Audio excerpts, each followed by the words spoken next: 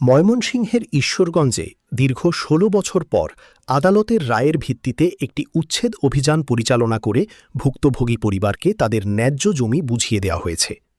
২৮ June ২০২৬ রবিবার দুপুরে উপজেলার রাজীবপুর ইউনিয়নের ভাটিচরণ নৌপাড়া বন্দেরচর গ্রামে এই অভিযান চালানো হয়। আদালতের নির্দেশে নির্বাহী ম্যাজিস্ট্রেট ও আইন প্রয়োগকারী সংস্থার উপস্থিতিতে আলামিন ও তার পরিবারকে ৩৫% জায়গা আনুষ্ঠানিকভাবে বুঝিয়ে দেওয়া হয়েছে।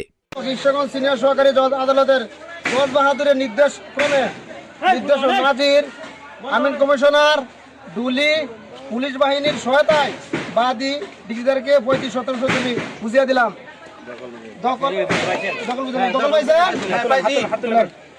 দখল বুঝে পাইছি।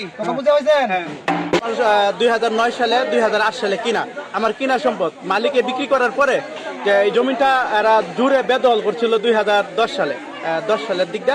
পরে আমি একটা কোর্টে একটা মামলা করি। মামলা করার আমার বাপে মামলা করার পরে বাপ 2014 সালে মারা যায়। সেই মামলার হাল আমি ধরি।